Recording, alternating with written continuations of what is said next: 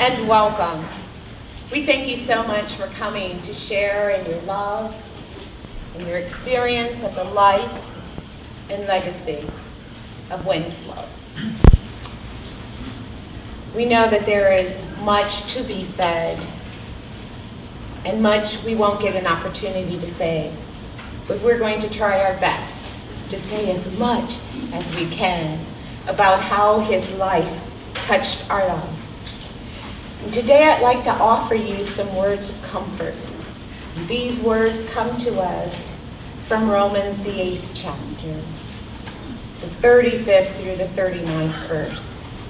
Hear ye these words. Do you think that someone's going to be able to drive a wedge between us? Between this love that we have? No way.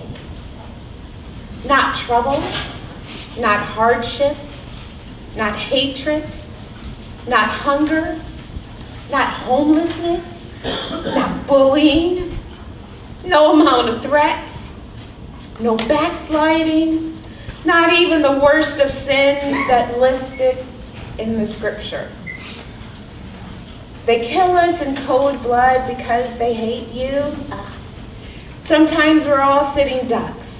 They pick us off one by one, but none of this will faze us because Jesus loves us. I'm absolutely convinced that there's nothing, nothing, living or dead, angelic or demonic, today or tomorrow, nor high or low, thinkable or unthinkable, absolutely nothing that can stop us from loving one another. Let us embrace that love today through the light that we exhibit in one another. I comfort you by saying, fear not, for weeping endureth but only a night. But joy shall come in the morning, and that joy may be different, but it will shine a new dimension of the life and light and love that is meant for us to have for our journey for today. Will you come forward and share your light with us?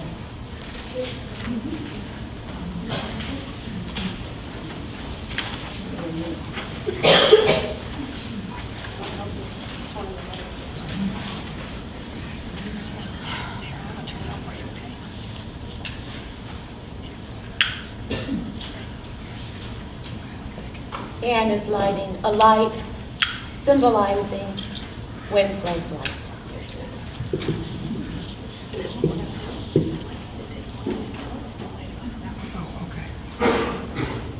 And from his light, she shall light one, symbolizing her light.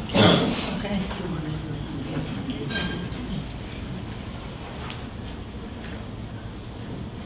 This little light of mine, I'm going to let it shine. This little light of mine, I'm going to let it shine. This little light of mine, I'm going to let it shine. Let it shine, let it shine, let it shine. Everywhere I go, I'm going to let it shine. Everywhere I go, I'm going to let it shine. I'm going to let it shine. I'm going to let it shine. I'm going to let it shine.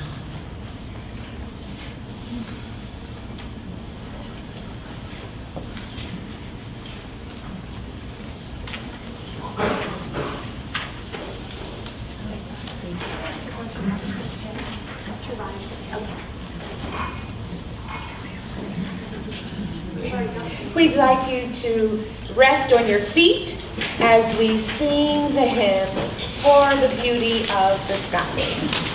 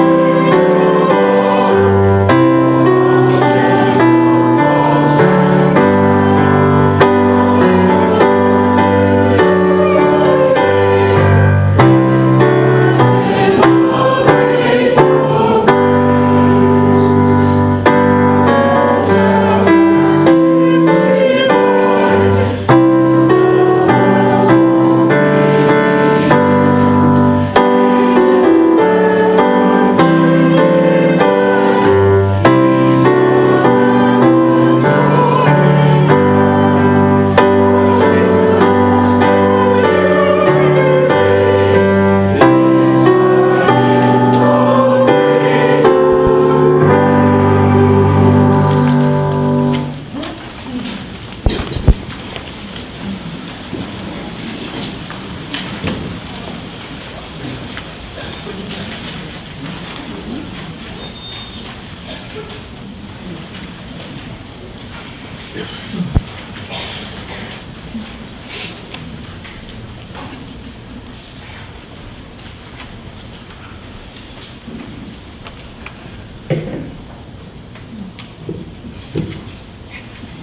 that better? Hello? Does that work? Excellent.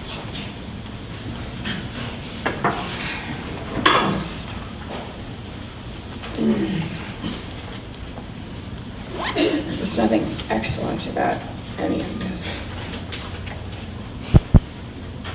And I hate like this. They scare me.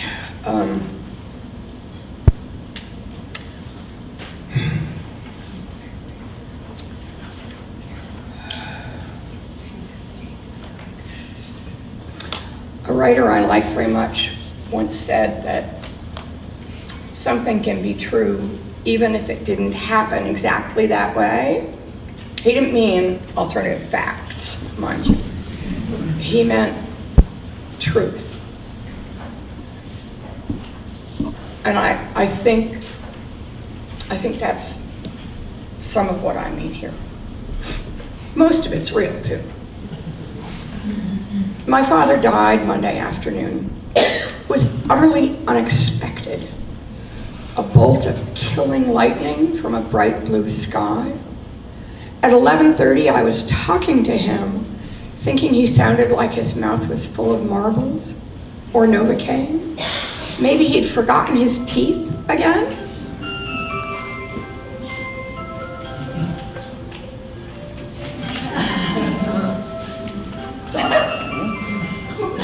Surely that's not the preacher's phone. Of course that is not. Not after she turned it off. No. See what I mean? In God we trust. That was planned, right?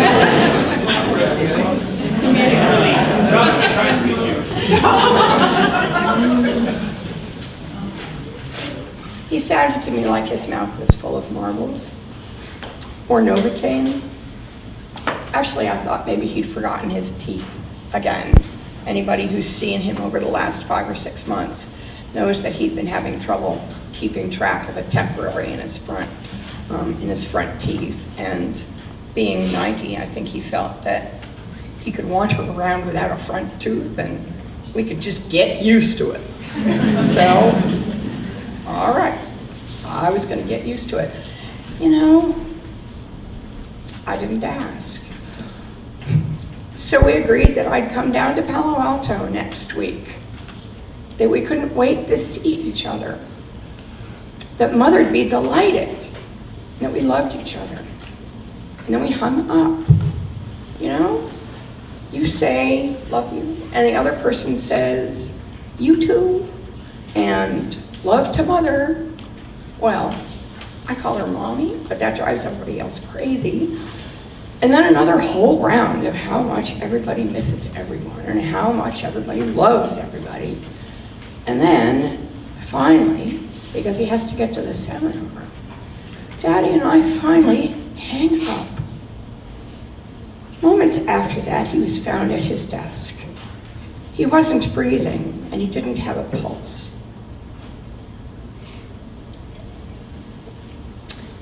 Everything that could be done was done, and he was taken to Stanford Hospital, but he died without ever regaining any kind of consciousness. If there's anything that can be positive to be said about this horrifying, unspeakable loss, it's that my mother was holding his hand when he died. Mother and Lucia and his granddaughter Eleanor were all with him. I think that if it were possible, he would have scripted something very like this, quickly, tidily, in his office at Carnegie. He was a gentle, generous man. When he felt the very most, he said the very least. He was shy about messy public emotion, chaos, or turmoil. Though almost 91, the research he was doing, the colleagues with whom he was doing it, were as important to him as ever. He loved the habits of the mind, the discipline and the work he'd been doing for almost 7 decades. He loved the natural world, from his lifelong need to understand smaller and smaller pieces of it, to the awe he would feel when summit attained. He gazed upon range upon range upon range, fading into dusty blue eternity. He adored Mother. She was the only one ever for him, and he was her beloved knight, her Winslow. We promised we'd take care of her, just like he asked us to do. The one thing he feared was leaving her alone, but we reminded him that she wouldn't be. She'd have us. I miss him so much. I don't think I can say another word. I want to thank you all.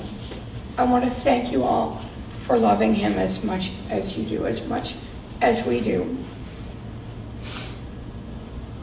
You all represent different communities, but as I've read and heard from people who loved him over the last 2 weeks, what I have been struck with over and over again is that almost inevitably the first thing everyone has said is that he was such a special individual. He made everyone around him better. And I can't imagine ever,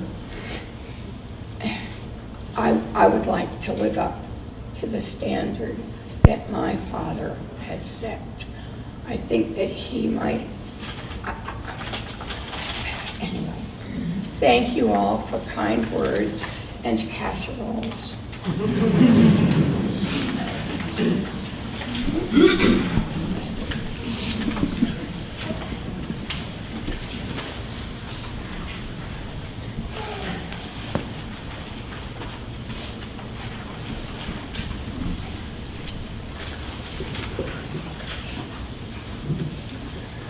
Good afternoon. My name is Segura Ornstein, and I have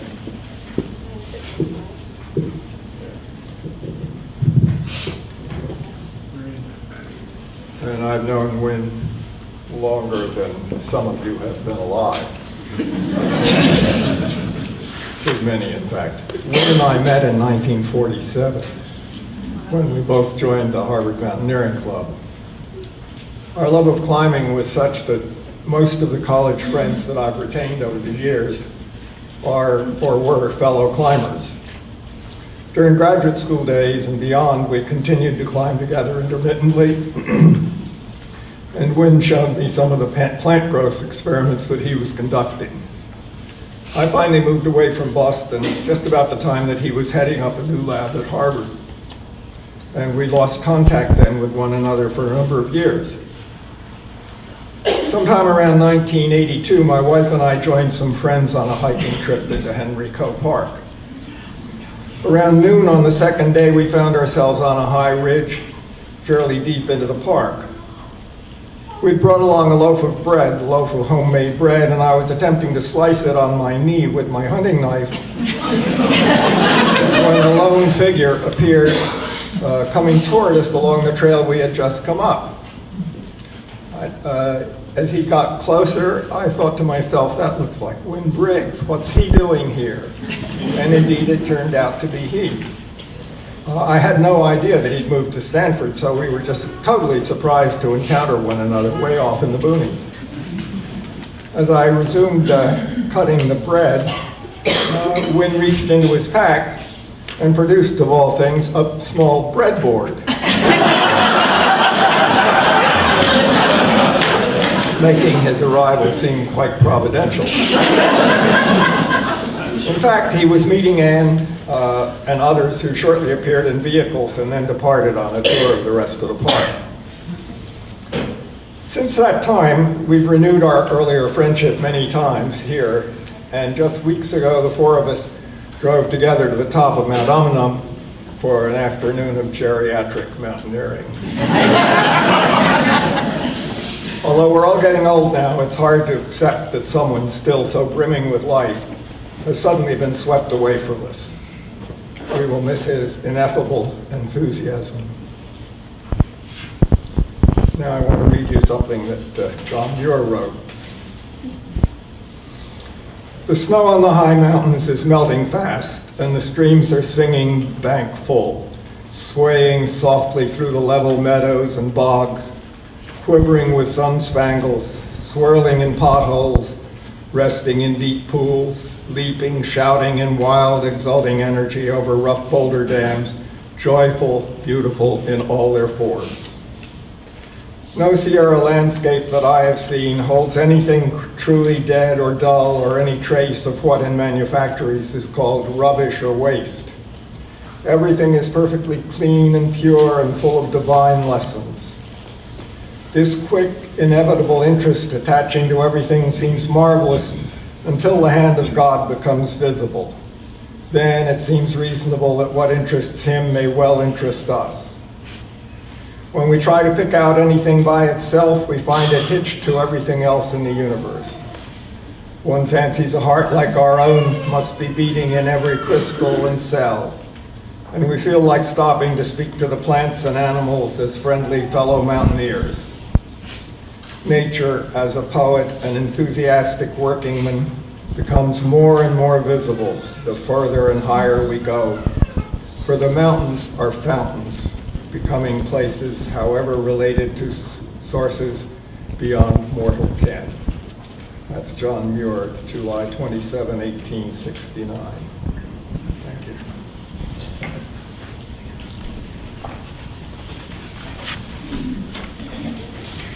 Please rise for the singing of Simple Gift.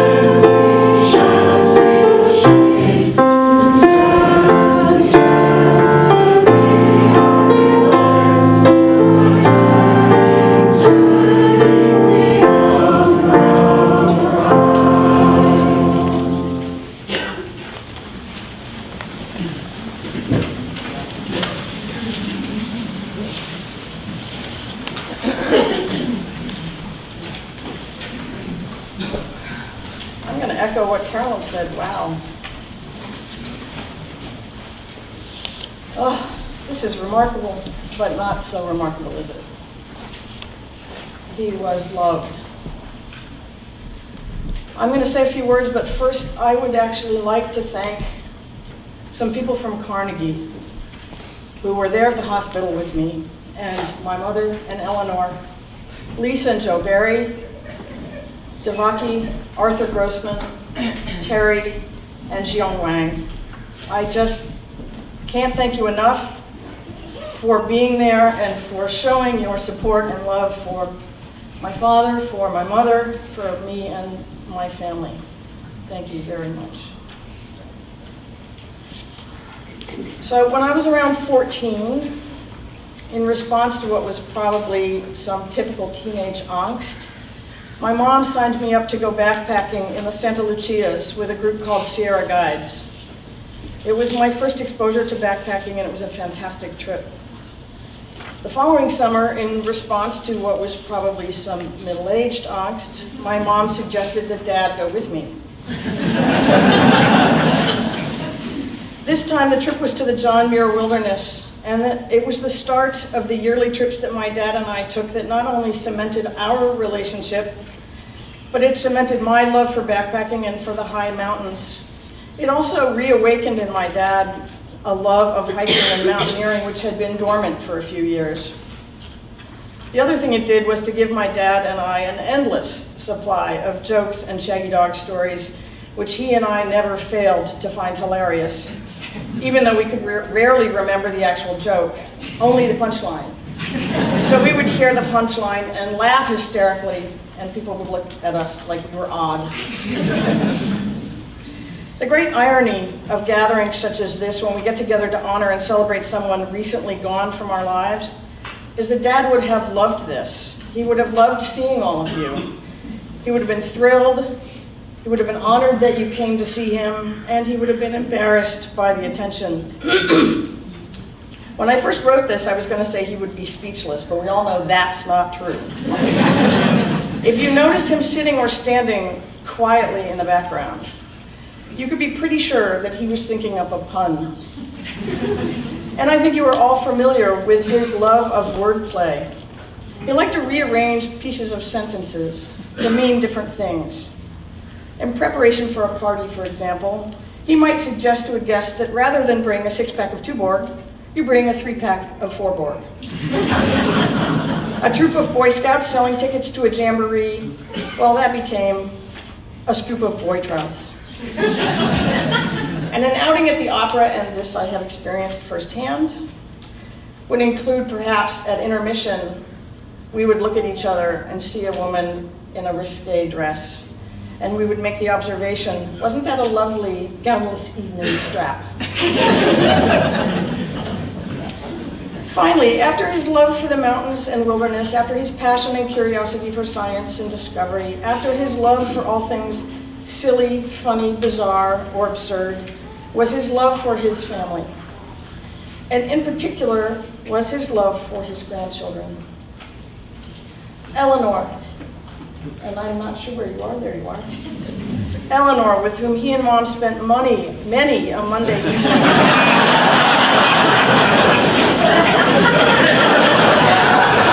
Now. With whom he spent many a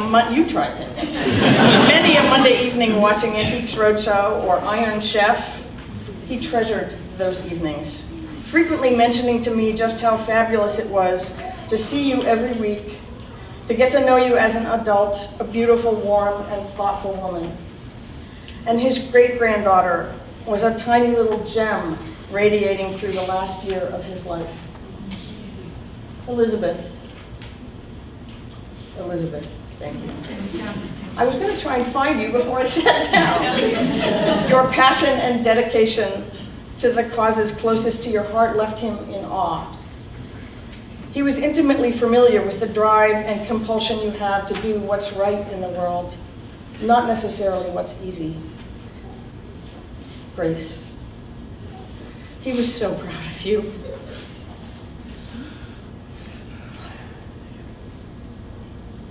So proud of your music, your talent, your joy, and your passion for life. He, of all of us, understood your unique blend of musical talent, academic curiosity and prowess, and your love for the very silly, the very funny, and the very absurd. And Oliver, finally, a grandson, Finally, a boy in this family of high-octane women. You, of all of us, were created in his image.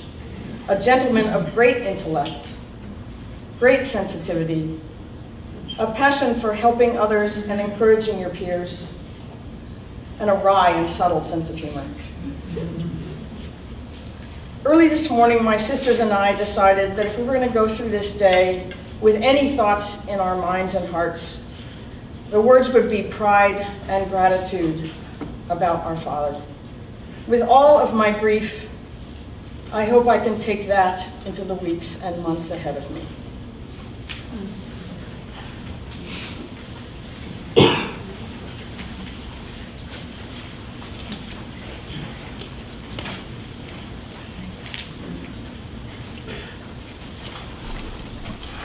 My name is Libby Vincent. I'm a long-time Co-Park volunteer. Many of you know that it's not catching me quite right. Just move a little. There And then you go. Can you hear me now? there's no volume on this. So We got a volume.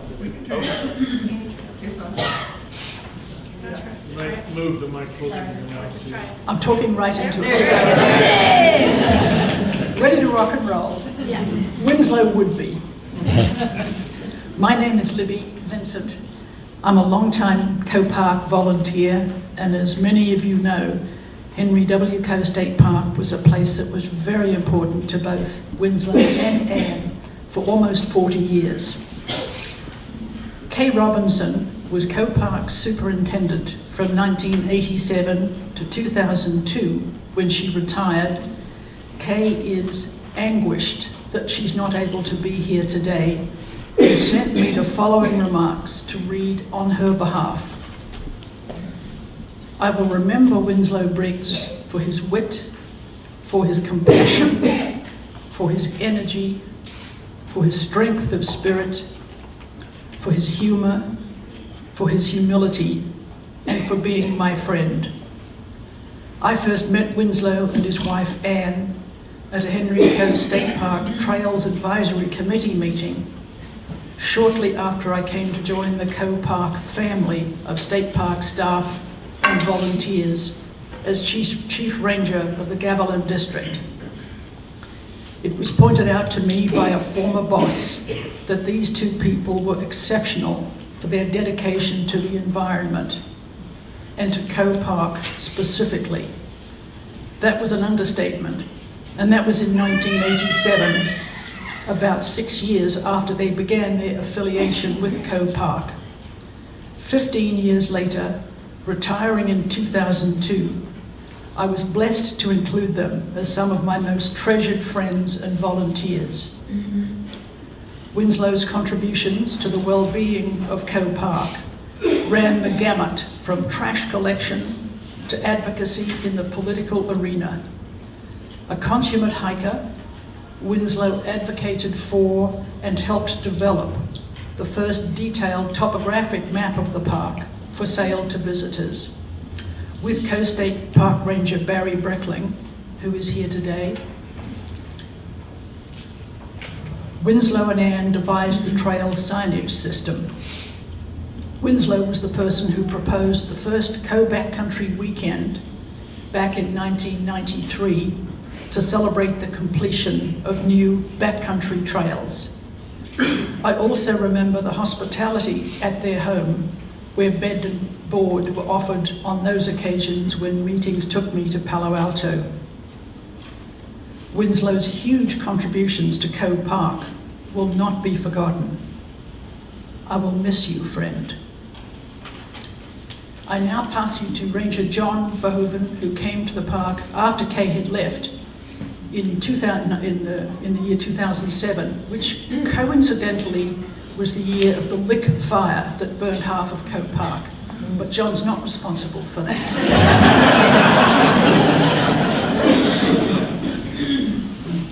Thank you, Libby.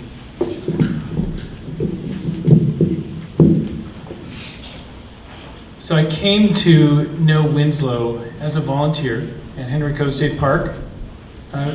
Winslow and Ann, as you're hearing today, have given so much to the park.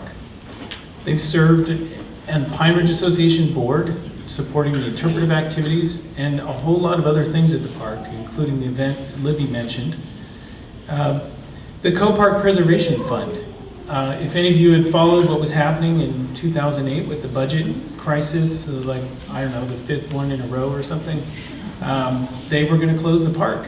And Winslow and Ann and other volunteers saved the park, literally saved the park from being closed. Then there's other things about Winslow.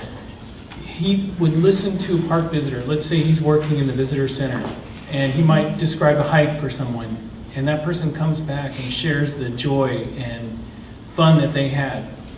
And Winslow gave that to all of us. It's amazing.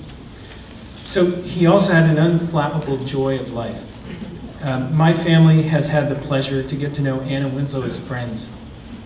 Cooking a meal together, sharing stories of travel, art, and happenings in our lives. Winslow always listened deeply, tailored a story to the moment, and would leave you with laughs and a warm smile. I think of Winslow's achievements in life and his great contributions to our community. I marvel at his ability to inspire everyone that he met. Winslow could pick the most essential elements to his subject and share his wonder, curiosity, and interest at just the right level for his audience. This knack to bring you into whatever Winslow was excited about would always leave one with a greater appreciation. Winslow imbued his love and caring nature to all of us at the park, our community, and my family. He gave his leadership and energy to make Co a better place. Winslow, I can't help but see you reflecting back from all of those that you have touched. Thank you.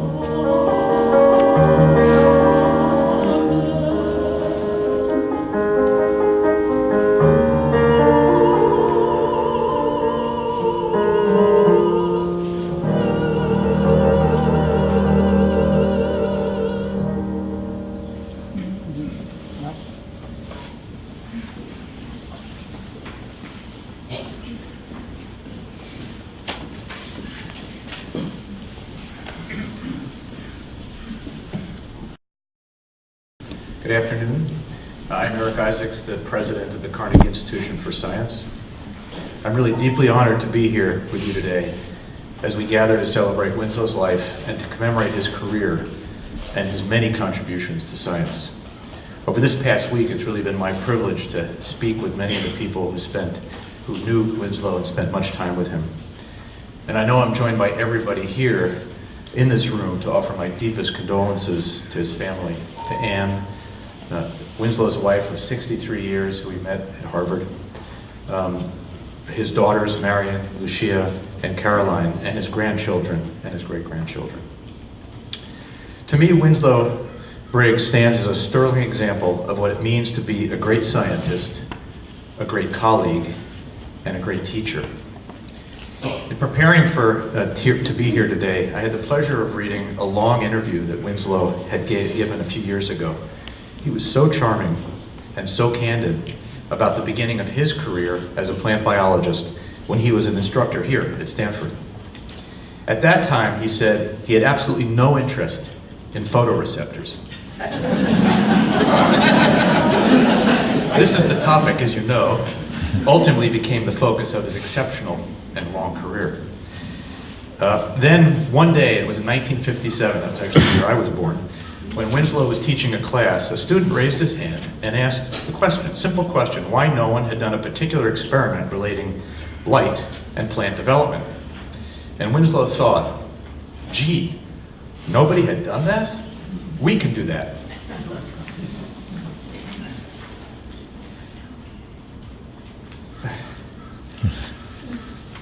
So, excuse me. He had a senior who was looking for a project, so Winslow handed the idea over to him. And in Winslow's word, good heavens, it worked. From that point, Winslow said his curiosity would not let him rest until he figured out exactly which molecule in the plant was responding to the light. So he continued to study and study and study these crucial receptors over more than half a century. I love this story because it says so much about the qualities that make a great scientist. Winslow had the ability to recognize an important question when he heard it. He had the generosity to share that question with students, to help to launch and shape their careers.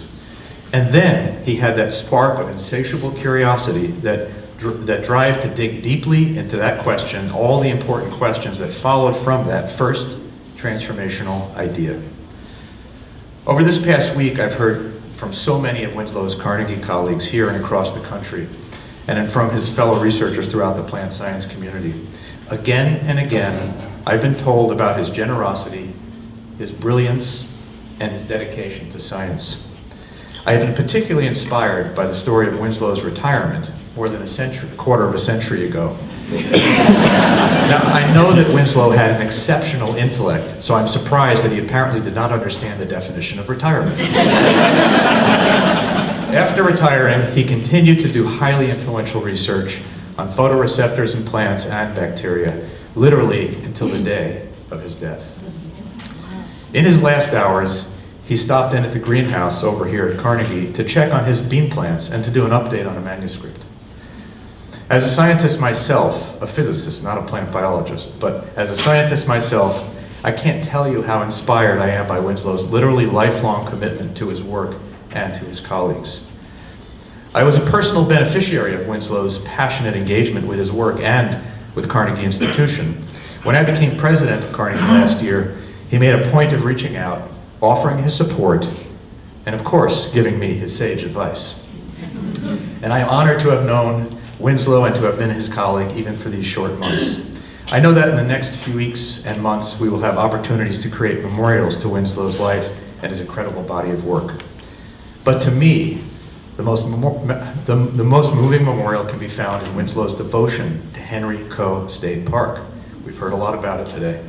And as you may remember, we heard just a little while ago, the park was scorched by a massive wildfire in 2007. Winslow organized volunteers to study the park's recovery. Great experiment, and he made a poignant discovery that chemicals in the smoke, particular chemicals in the smoke, stimulate the sprouting of seeds of rare plants that can lie dormant for many years until awoken by a fire. That's an important finding, but it's also a beautiful image of resilience and hope. I know that this is a painful loss, particularly to his family, to Winslow's family, and to his friends, and to his many colleagues, particularly at Carnegie Institution, and to the scientific community. But I am hopeful, and I hope that Winslow Briggs' memory and example will be a comfort and an inspiration to all of us in the years to come.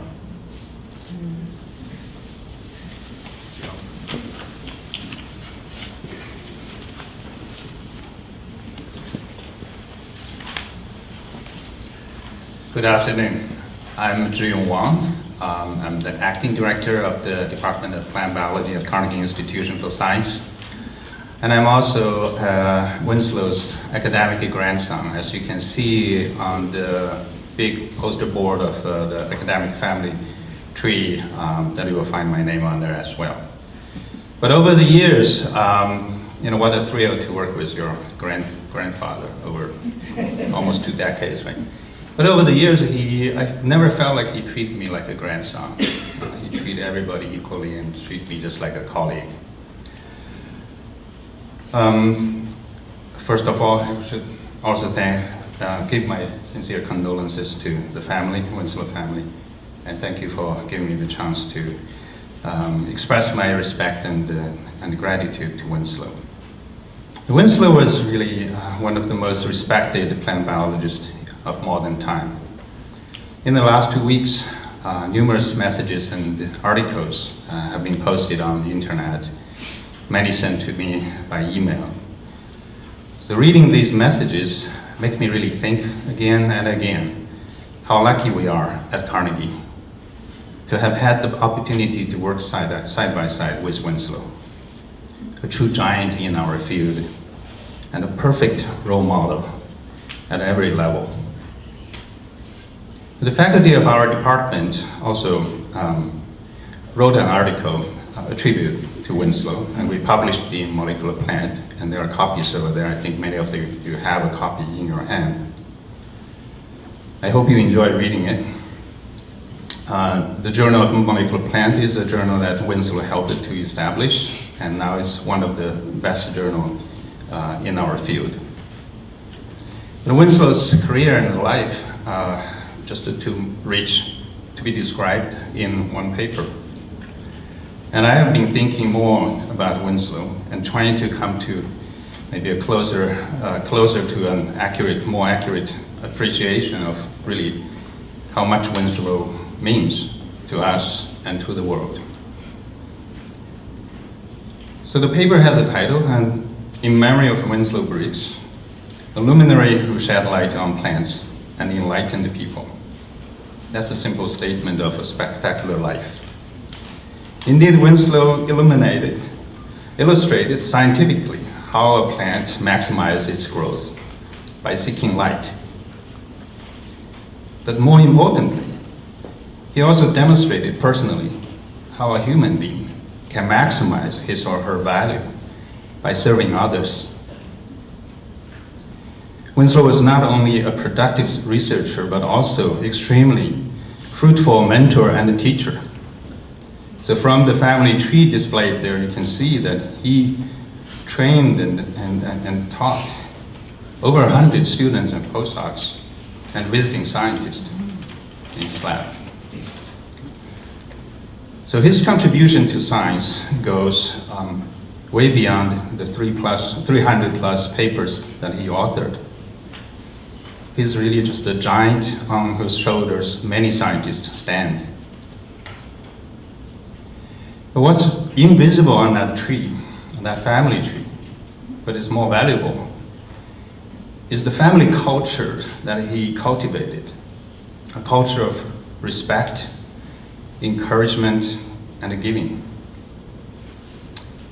In fact, many colleagues say that what made Winslow distinct from other great scientists is that he was always gracious to everyone, and he always gave enthusiastic guidance to young scientists, including high school interns and assistant professors. My former graduate student, Josh Jinden, wrote me in his email, Winslow was one of the special people who could positively influence anyone he met. Ruben Allen, a former postdoc in Jose Dinelli's lab, wrote to me, Winslow had a genuine curiosity on every science, all science. More than once I went to show him my own results, and he was always enthusiastic about new data and gave useful advice, including the last time I went back to visit. So I think Winslow's scientific discoveries and contribution to the science will be remembered by the scientific world. But to those of us at Carnegie, what we will miss the most are his love for science and his generous giving heart. So we know Winslow loved many people and loved many things. So based on the amount of time he spent with, I think it's safe to say that the top two lovers of him is Anne, his wife, and the science. He was excited about his research until the very end of his life. It's really legendary, as Eric pointed out, that his most important discovery, the discovery of the photoreceptor, phototropin, was made after his retirement. And it's a discovery that, in my opinion, will have the largest potential impact on agriculture. Was made recently, near the end of his career. So just this morning, Rajneesh forwarded me an email from Stanford saying that their business plan has passed the first round of selection by the Stanford incubator, StartX. So Winslow's discovery of light effect on nitrogen fixation is on its way to commercialization. It's really exciting, and we will support that and make sure that come to fruition. As I have heard from many postdocs who saw Winslow working in the greenhouse over the weekend and the holidays, Winslow's love of science is truly inspiring. Of course, we all know that Winslow was a wonderful husband and a father. And in recent years, we know that Winslow became a caregiver as Anne became more dependent on him. And he was often torn between his two lovers. He still came to work every day. But one day I was walking to the Turing Auditorium to a global ecology seminar, and Winslow was walking out with a concerned look on his face and a cell phone in his hand.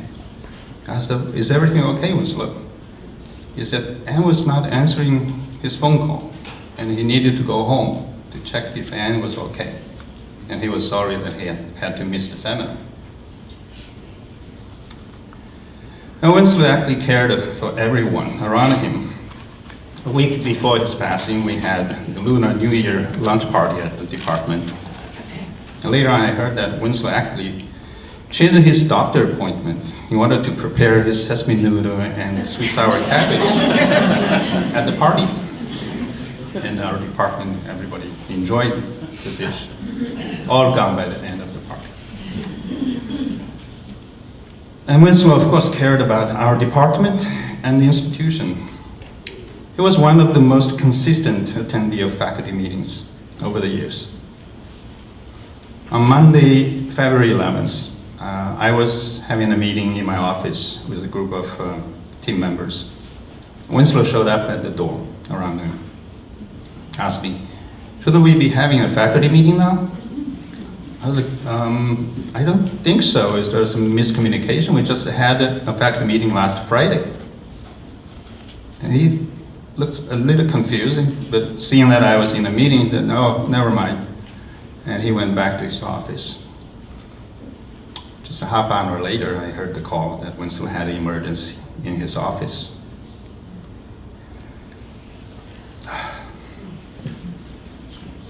Hours in the hospital was the hardest time in my life.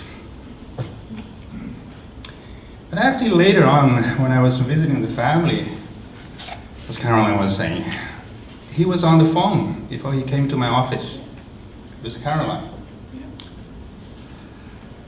So, I cannot help but think, if he had not thought mistakenly about this faculty meeting, he would have stayed on the phone with Caroline a little longer. He could be still checking his plants in the greenhouse right now. Of course, life has no if, so many of us were shocked to realize that Winslow was not immortal. Many people have said that to me. But none of us has any doubt that his spirit will be. And for our institution, Winslow's spirit and the legacy is a huge asset that we will do our best to carry on. So to conclude, I would like to quote my academic cousin, Kevin Folda, who wrote recently in his tribute to Winslow, quote, "He leaves us with a tremendous gap to fill. Maybe the best lasting tribute to Winslow is a commitment for all of us to increase our effort in serving others.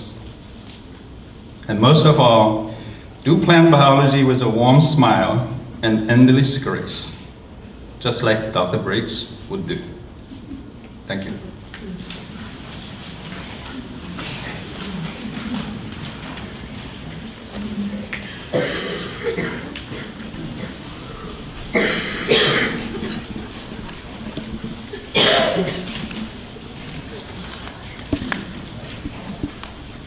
Light, love, life. Life, love, and light.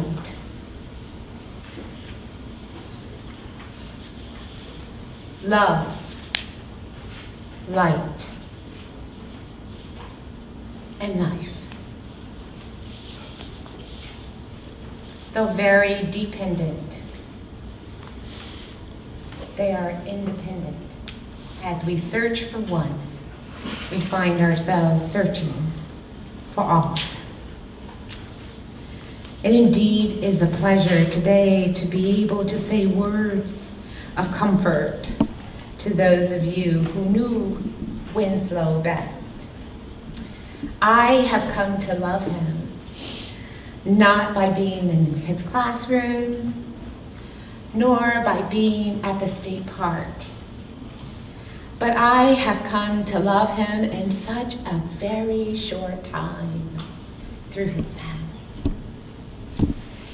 They have shared with me their joys, their stories, and their photos. And as I saw the photos, and I read the stories, I fell in love with a man that was searching for light, a man that was searching for love, and a man that was searching for life. And so today, I just want to share just a little bit about that spirit that I picked up from his family and from the photos and from the articles you were able to leave behind for me to share. Condoleezza, Einstein, LeBron, Mozart, Oprah, and of course Santa. When I say these names, you immediately know to whom I'm referring. Similarly, when I say Winslow, you say Briggs. Oh, let's try it again. When I say Winslow, you say Briggs. All right. Winslow joins the anonymous individuals whose excellent accomplishments have catapulted their names to be synonymous with their life's work. Their lives pierce the definition of their mastery. Winslow's international leadership in molecular biological research on how plants respond to life for growth. It's well known and it's pioneered and illuminated our present understanding of the role light plays in plant development. It's not just his intellectual prowess that magnanimity brings him, but also how others felt when they were with him. One student says, he was an intellectual who didn't make you seem small, who was gracious. That's light shining at its best. His passion for light and life sent him on many journeys for 1, 2, and all of the above.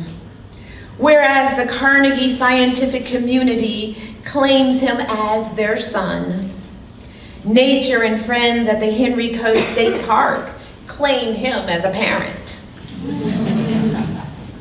A parent that spent a lifetime of preserving and protecting all creation amongst the 87,000 acres of the majestic rolling hills and mountain peaks of the coast. His love for mountains was evident as he was an avid mountaineer, scaling several prominent peaks, including ascending North America's highest mountain, Denali. His quest amidst the mountains, basking in the light of life, remind me of the pilgrim journey chronicled in Psalm 121. It's a psalm with a song of ascent. It's sung by researchers, pilgrimers, journeying amongst the mountainous regions of the Judean hill to the temple, Jerusalem. The psalmist says, I'll lift up my eyes unto the hill. Those mountains surrounded them. Now, biblical references to mountains always make our antennae lift.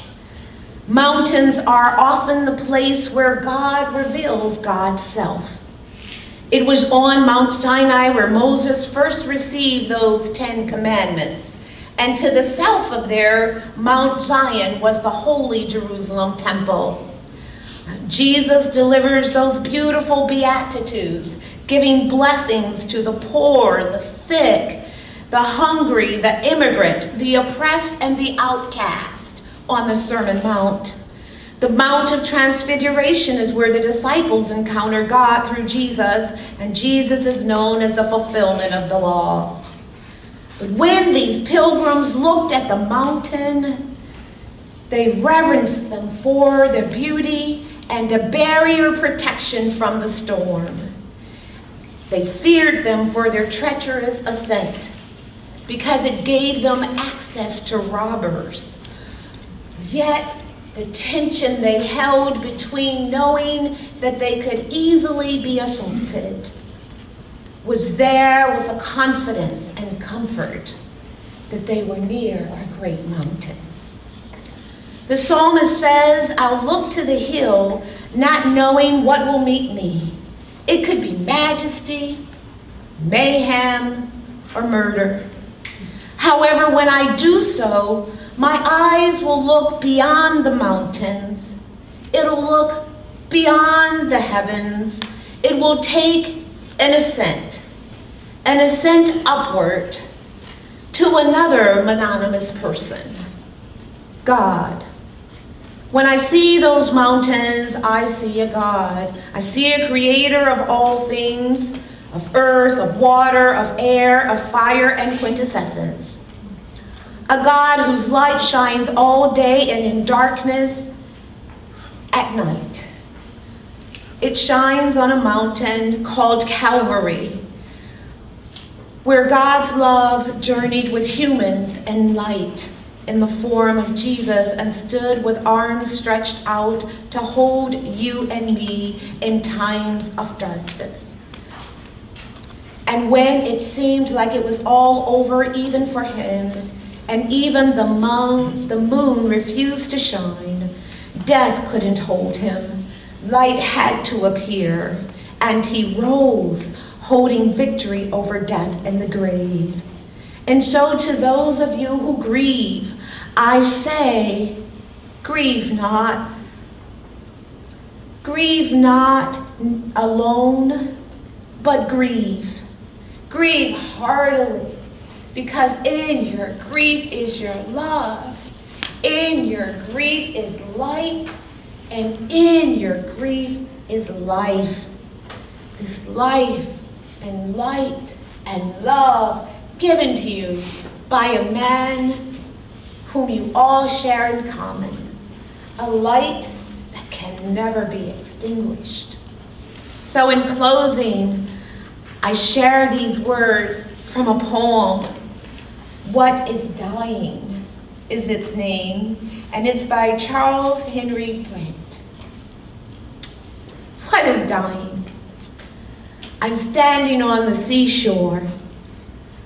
A ship sails and spreads her sails, white, glistening before me. The morning breeze and the starts of the gulls above show me how easily they glide across the ocean.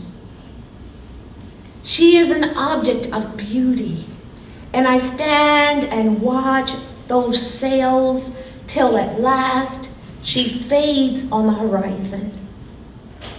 And someone at my side says, she's gone. But gone where? Gone from my sight, that is all. She is just as large in the mass, the hull and spars, as she was when I saw her, and just as able to bear her load of living freight to its destination. The diminished size and total loss of sight is only in me, not in her. And just at the moment when someone at my side says, well, she's gone, there are others on the other side of the horizon, with voices that take up a glad shout and say, hurry, there she is, let's go meet her. I believe those others are making that shout and waiting for Winslow on the other side. Before I give the benediction, I'd like to invite each and every one of you to remain for an hour before an hour reception after I give the benediction. We realize how all of you have loved Winslow, and not all of you had an opportunity to speak into the mic and share your love. And so during the reception, we'll have an opportunity for you to do that. And if you'd like to have words of expression of your relationship and your love and how much he meant to you, please see Joe and he'll write down your name and make sure you're able to get the microphone so that you can share that love with the rest of us. This concludes our service of light for this time. And as we conclude, I'd like to give a blessing to each and every one of you.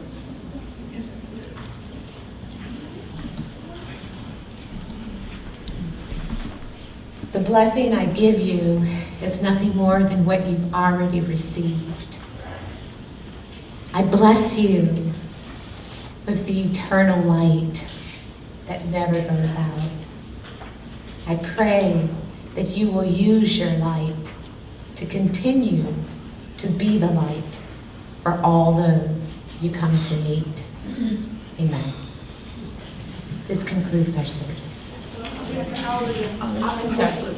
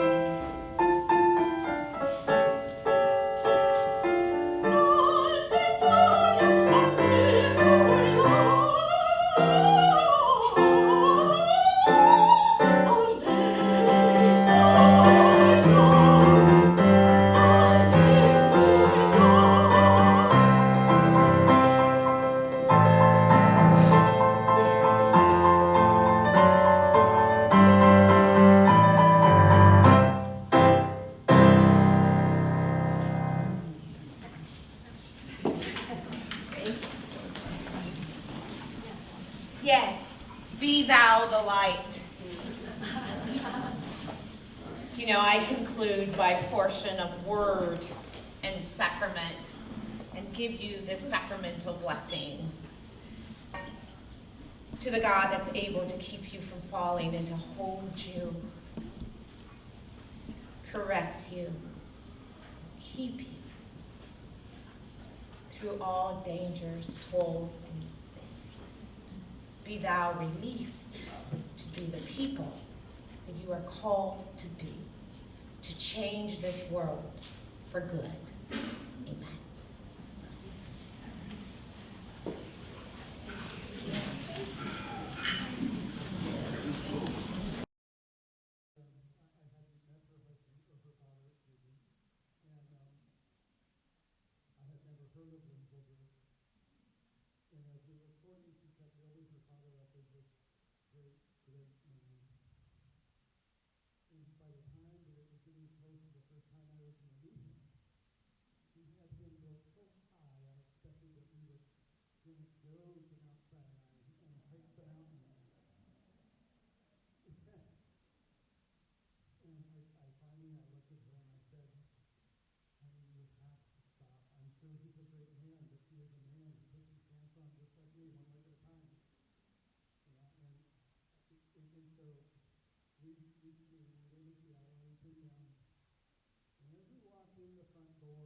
Briggs residence at 480 Hale Street. I'm sure that many of you have been there, and you walk in and there's a fairly large, expansive entryway, tiled entryway, and it's a beautiful old buffet there. And we walk in the door, I saw Winslow playing tug of war with their blue heeler. And in the dog's mouth was a toy, and in Winslow's mouth was the other end of the toy, and they were playing tug of war. So I looked at my wife and I said, see, I was right. But beyond that, I got to know Winslow quite well. He didn't have any sons, as was pointed out earlier today.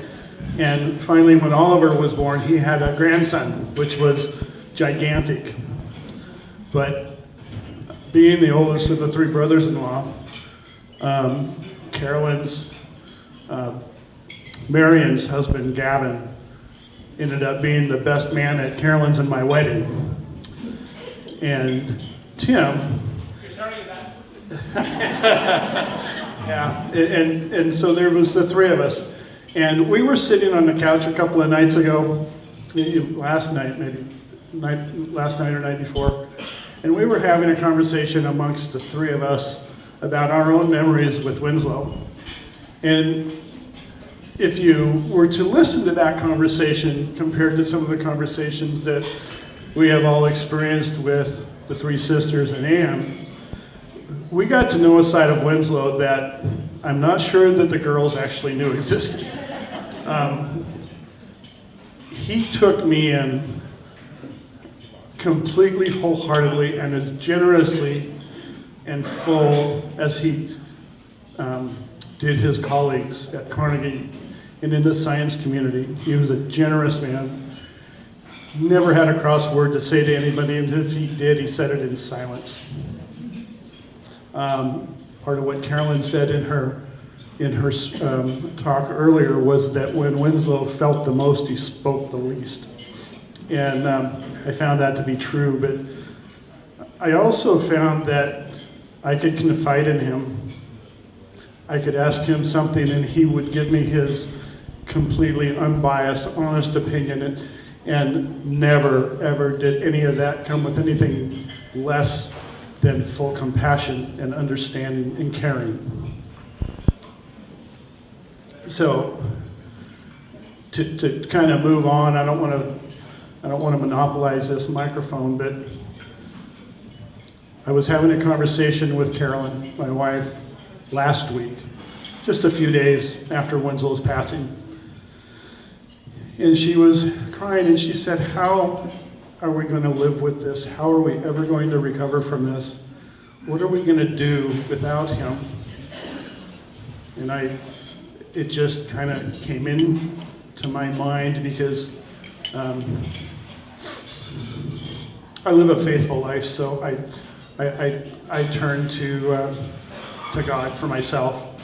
But what I explained to her, what I said to her, was that Winslow's soul will forever live in all of us, everybody that ever knew him. Because one's soul is the essence of who one is. It's how he treated people, it's his beliefs, it's what he taught us, it's everything that we ever know about him and will forever remember about him. Each and every one of us in this room, and each and every one of every life that he ever touched. And so I know that Winslow's soul will live with me for the rest of my life. And I hope it will with yours. Thank you very much, Tom.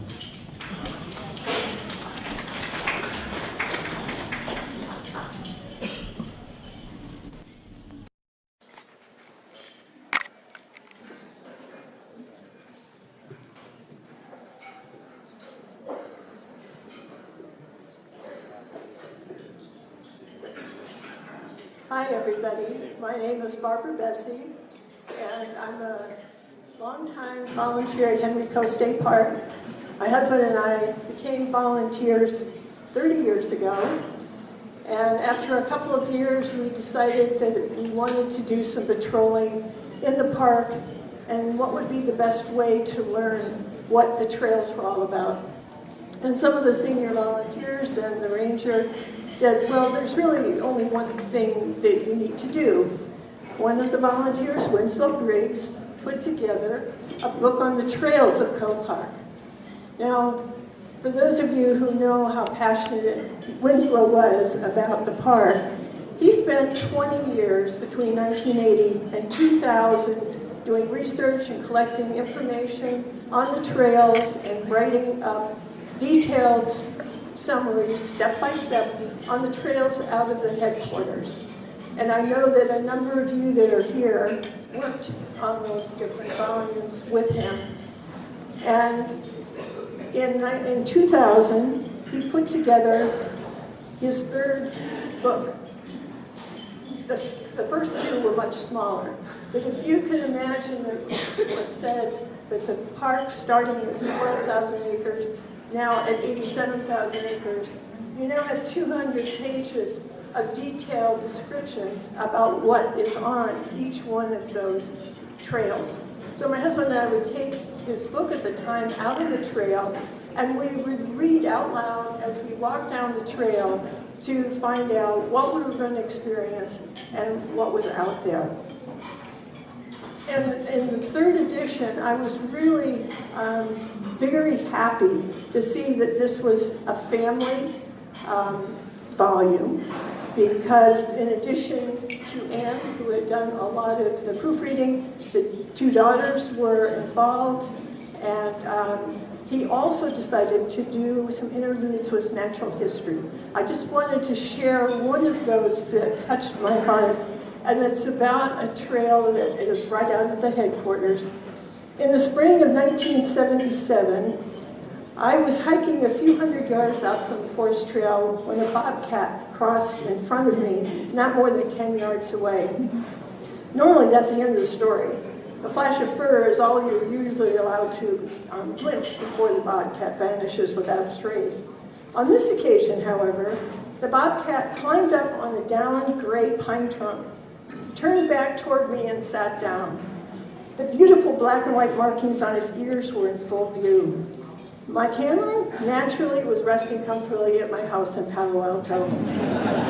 I watched this beautiful animal for 2 or 3 minutes, and he or she watched me, still at a distance of less than 10 yards. He looked over first one shoulder, and then the other, and then flopped down into a typical supine pose of a haughty but contented house cat. The runner-up in the competition for the title of Feline Terror of the Forest was hardly scoring points. 2 or 3 minutes later, this particular feline lost all credibility in the competition by curling one paw up at a time and giving each consecutively a thorough washing on all sides. The likeness was that of the most domesticated house cats curled up in someone's favorite armchair next to a roaring fire. The name Bobcat conjures up the vision of a certain modest level of ferocity. This particular benign-looking and enchanting denizen of the forest simply didn't seem qualified for such a miscreant image. Therefore, I named it Robert Kitty. It seemed far more appropriate. Winslow, may you rest in peace. You will be missed. Thank you very much, Barbara. So we go now to people who've been really strongly influenced by working in Winslow's lab. Maybe Gary Gardner, Peter Quayle, Elaine Tobin. Maybe Peter, could you start it off? Yeah.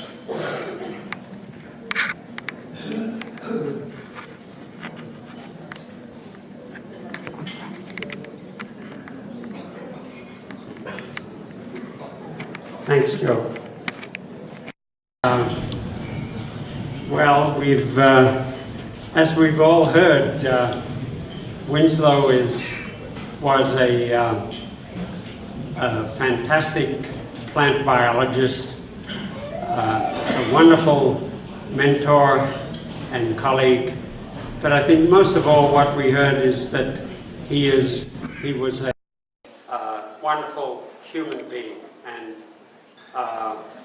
I had the opportunity to experience that firsthand when I had returned to my native Australia and things didn't work out the way they were supposed to there. So I wrote to him and said, Win, would you mind taking me into your lab for a couple of years, a year or two, till I can look around and see if I can get a job in the States? He said, sure, come on over. And so I had the privilege of working with him in his lab and not only gaining from his inspiration as a mentor, but also from the way he dealt with people. And I think we've heard this as a recurring theme. I never heard Winslow say a bad word about anybody in all the years that I've known him. He was a wonderful guy. I'll tell you one little anecdote where we traveled together in Europe. We were both going to a meeting in Marburg in Germany, and we both spent some time in Germany and learned the language, and we're pretty proud of our German, both of us. So we said, why don't we just travel together from Freiburg, where we had landed or initiated our travels, up to Marburg. We can just catch a train. Everybody, who speaks German can catch a train, right? So we set out together, and we had to change trains several times on the way, getting smaller and smaller and smaller trains as we went along, till we were within about 20 minutes of Marburg. And so we hopped on the train, settled into our seats, and said, oh, this is great, only 20 minutes to go, we'll make it to the reception. So the train pulled out at the station, and we sat there very pleased with ourselves and very proud of our German. And we were talking away, 20 minutes came and went, 25 minutes, 30 minutes, 35 minutes, and we began to wonder, well, maybe it's just a slow train, something wrong with the train. There was an elderly couple sitting opposite us, German couple, and the man leaned forward and said, are you going to Marburg? We said, oh yeah, you're going the wrong way. So we learned from that experience something we didn't know before, which is that in Germany, sometimes a train will pull into the station and leave in two pieces in opposite directions. We were on the wrong end of the train. So by the time we found our way back and got to Marburg, we were there just in time to see the reception emptying out of very happy people. And so we spent the rest of our lives, every time we saw each other, teasing each other about who was responsible. We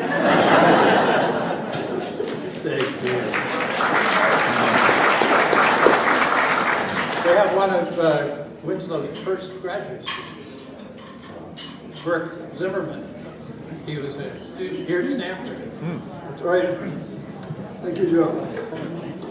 Yes, I first met Winslow in 1959, starting as a biophysics graduate student, and they said, you should take some biology. And there's this young guy who gives a really great plant physiology course a year. Maybe you should take it. And I did, and it was fabulous. And I'm not going to dwell on repeating the kinds of things that everybody has been saying all day. But in fact, our relationship started as a student and teacher, then as a mentor, as a collaborator, and in recent years, just extremely good friends. And I'm going to tell you a little story that illustrates one of his most sterling qualities, which has been mentioned by many people, namely his unfathomable generosity and consideration and compassion. As many of you know, it was 2014, Winslow had a shoulder replacement. He had an accident, and the result was that his rotator cuff had done some really nasty things, and he said, you need a new shoulder. So he found a surgeon locally. His name is Colin Aiken at the Palo Alto Medical Foundation, and had a wonderful experience. Within a very short time, he had full mobility of the shoulder and was delighted. Well, the next 3 years passed, and my wife Elizabeth was sitting here, developing severe osteoarthritis in her shoulder. And so Winslow was saying, Elizabeth, you really have to go to Colin. You really must do that. He's perfect. So Elizabeth, who wants to find the best doctors for anything, interviewed Dr. Aiken along with some others, and said, you know, I really like him. You're right. So Winslow's next move was to say, okay, we schedule it. You have to stay here overnight because you probably will have major surgery at 6 a.m. and you live up in the end. You don't want to drive that in the middle of the night. And the Menlo Park Surgical Hospital is less than a mile from here, so come stay overnight. Well, on the 5th of December, the surgery was scheduled, indeed, at 6 a.m. So we arrived, per request, at about 4 or 5 o'clock that afternoon at 480 Hale Street, and had a really nice visit. And soon it became time to fix some dinner. Well, I mean, as if that kind of hospitality weren't enough, Winslow invited us into the kitchen to watch one of his many skills, and he is indeed a master chef. And he fixed us a meal that was worthy of the finest chefs you'll see in any of the TV food shows or French restaurants. Rack of lamb, that was fine, and then asparagus with hollandaise sauce. And I watched him make the hollandaise sauce. He was very deft and very quick and talking all the time. It took me about 5 minutes to come up with perfect hollandaise sauce. If you make it from scratch, or try to, you know that this is not a trivial operation, except in Winslow's hands, it seemed to be. So we had a delightful dinner. good company, and he wished us well, and indeed, the next morning, we drove her away to Surgical Hospital in the dark. The next night in Briggs, and all was fine. But this is just one example of Winslow's boundless generosity. And this is not an atypical event. This is business as usual for Winslow.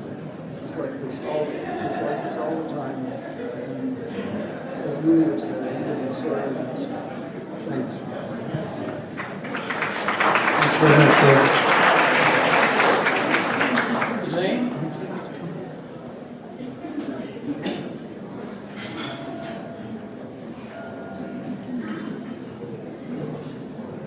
They're moving it.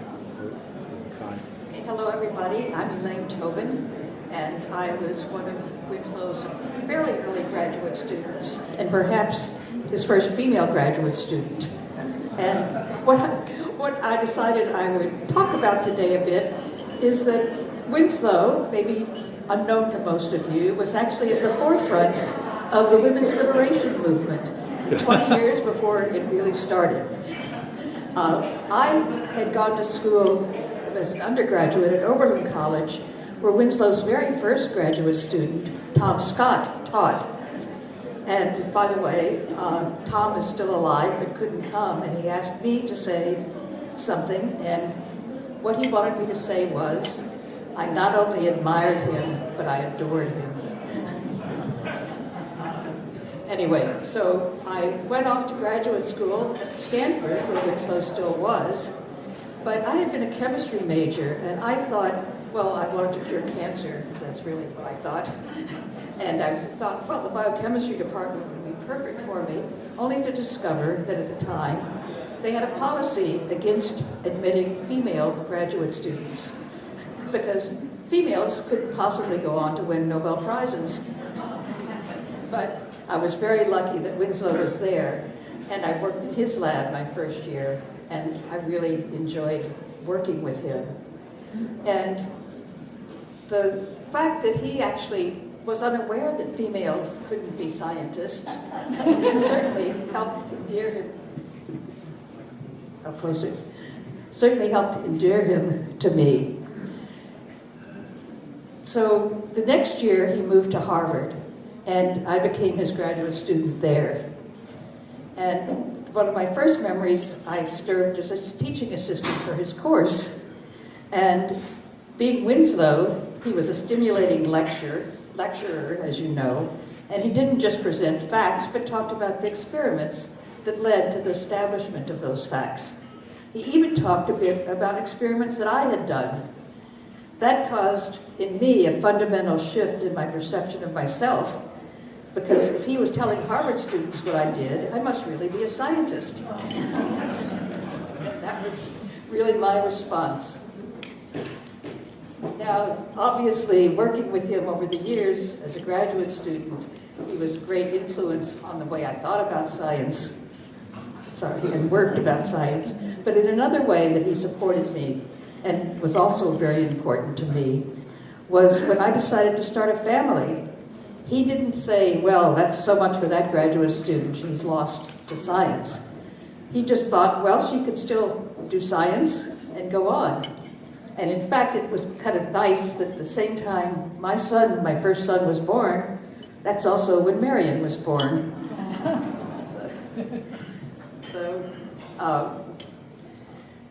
The fact, just to finish up, the fact that I did in fact have a future, and a very satisfying one for me, I attribute to Winslow's support and example of what it is to be a scientist, not for fame or fortune, but in order to more fully understand the world. He was really a wonderful scientist and a wonderful mentor and a wonderful person, as you all know.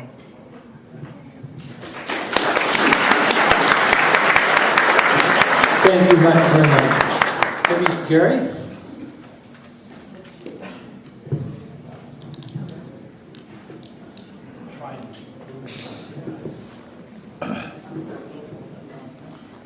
So Joe sent out this threatening email saying we had 3 minutes each. And I took that to mean 3 minutes per decade of knowing Winslow. So, no. So I want to make 3 points. First of all, this is the tie. And notice the colors. It's a photobiologist tie. It has red, it has blue, it has far red in it. Right? It also has, it's from China, and it has some leaves, so it has some plant tie. And after the 2011 International Symposium in Plant Photobiology in Beijing, Winslow and Ann and my wife Helen Kivnick, who's here, and I did a tour on the Yangtze and other places. And the tour overlapped with the meeting by 2 days. So for 2 days, the four of us had 2 hotel rooms in Beijing. And one of those days, Helen and Ann went to the silk market in Beijing and bought this tie for me. So that's a memory of that trip. Second thing I want to make is that in 2005, Winslow and Ann celebrated their 50th wedding anniversary, and we weren't able to go. It was a time where actually I was just leaving a sabbatical with Elaine and Chantal Lin at UCLA, and we were literally driving across the country. So I wrote a letter, and looking back at that, I decided I would just read 2 brief paragraphs from that letter because it summarizes what Winslow meant to me and means to me. Dear Ann and Winslow, it is a great honor and pleasure for Helen and me to send you our best wishes, warmest congratulations, and big virtual hugs on your 50th wedding anniversary. We cherish our friendship with both of you, which has extended well over half that period. And we wish you many more years of happiness and fulfillment. One of the most fortunate decisions in my life, due almost entirely to Tom Scott, I also went to Oberlin, and Elaine is much older than I am, about 18 months. But it was Tom Scott that sent us to Winslow's lab. And was to choose to attend Harvard and to have the opportunity to work with Winslow. As a mentor, Winslow, you gave me incredible freedom to make my own mistakes, but you also provided rigorous criticism, always with a sense of humor. And this is an homage to what Lucia said in her talk earlier. I really love Shaggy Dog Story number 37. In subsequent years, I have deeply appreciated the support and advice you have given as I meander through the various trajectories in my career. Although our paths don't cross as often as we'd like, we've been able to get together every few years, share some good food, and catch up. And I want to just finish with one little comment in the amazing emails that were circulated over the past 2 weeks. In responding to Peter, I had heard about Winslow's death from Elaine. I just said to Peter, we were very fortunate to have had the opportunity to work with him for a prolonged period of time. In my case, it was 5 years at Harvard. The word is often overused, but Winslow was truly a mensch.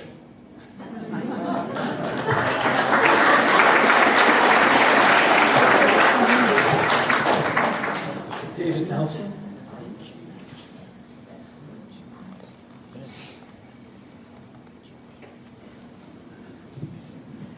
Maybe a winch.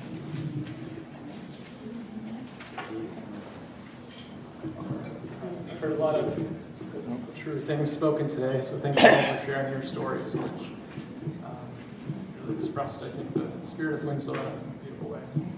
So I didn't have the chance to know Winslow quite as long or as well as many of you here in the room, and that's something that I wish that I had. I was a postdoc with him several years ago for a 1-year period. Even though it wasn't a very long time, I have to say that Winslow had a really profound impact on my life. He helped me launch my career, which was great, but more importantly, my time with him at Carnegie led to the loves of my life, my wife, and eventually my kids. And for that, I'll always be grateful. We all know that Winslow was a really gifted man. He was at home at the piano, or in the kitchen, and he was at home there as he was on the top of the mountain or in the lab. And he had many accomplishments, and they were all really impressive. Not that he'd be particularly inclined to admit it. But I don't think that's why most of us are here today. I think most of us are here to celebrate this man who really loved discovery, nature, and the community around him. And so Winslow and I, we shared a fascination with understanding how plant communities regrow after fire. We were able to share some wild places that we each loved that were undergoing regeneration. He and Ann showed me Cove Park, and I was able to share a bit of Australia with them too. But my favorite memories of Winslow didn't take place in these exotic locales. They were actually pretty simple. As many of you know, Stanford's blessed with a natural number of really perfect days. And so many of them, Winslow would announce it was time for lunch. And he and Tonson and I, and maybe Bill or Roberto, would gather at the picnic table in the Carnegie courtyard, which is a terrible table, it's full of splinters. We'd talk a lot about science, but we also just talked about life. And Winslow, he especially loved to tell stories about his family when they were hiking in the Sierras or putting pedal to the metal on the Audubon. And these are memories that I really treasure. Winslow taught me how to be a better leader and a better mentor, and how important it was to slow down a little bit and take time trying to connect with the people that you're working with. And if I had another day with Winslow, going back to that picnic table is exactly how I'd want to spend it.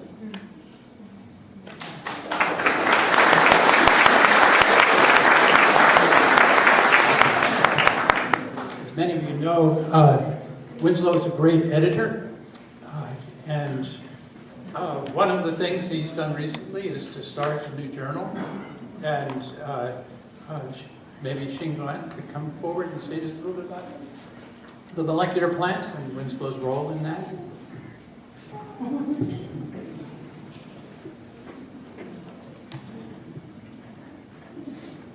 Thank you, Joe. Many of you probably would have this piece, and it's published in Molecular Plant, our journal and his journal. So, although he left us, but I always feel he's still here. So I want to have a conversation with him.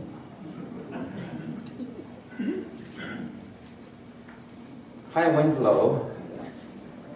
In 2006, also in the spring, I called you about starting a new journal, now called Molecular Plant. You said, what a wonderful idea. Let's do it. So your response was very reassuring and big encouragement for me to move forward. You not only supported the project by kind word and encouragement, you took action to organize the very first issue of the journal on photomorphogenesis.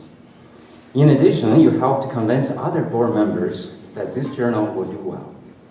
When one skeptic member asked why people want to publish in our new journal when they can choose from so many other well-established journals out there, you said, if we board members publish in this journal, people will follow. Sure enough, after publishing organized special issues in the first 2 years, colleagues from all over the world began to send their papers to Molecular Plant. 10 years later today, Molecular Plant becomes a leading journal in the plant biology field. During the past 13 years, executive editor Zach, who's here in the audience, and I gather regularly in Palo Alto with you and Anne, talking about the journal over dinner.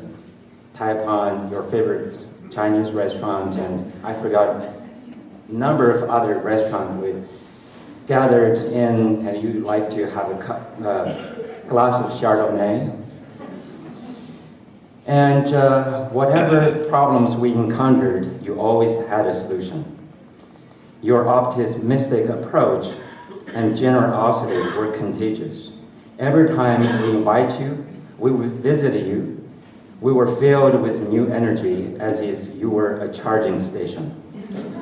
We learned so much from you, not only about science and editing journals, but also human kindness and generosity. Just a few weeks ago, I wrote to you to plan yet another visit after the rains were over. But the rain continues to pour down hard. On the rainy and dark Monday, you left us without meeting again. But with your inspiration, we will carry on. And we are happy to report to you that we're now organizing another special issue on photomorphogenesis, the topic of the inaugural issue of the journal you organized. We wish you were here leading the effort again. We miss you, Winslow, Shen, and editorial board of Molecular Plant.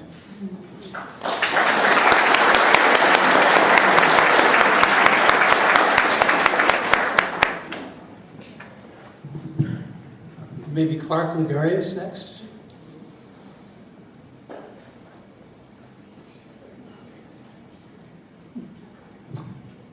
Is Clark here? How about let's move on then to folks at Carnegie. I'd like to call on Arthur Grossman, who's been a colleague with Winslow's and one of his first hires.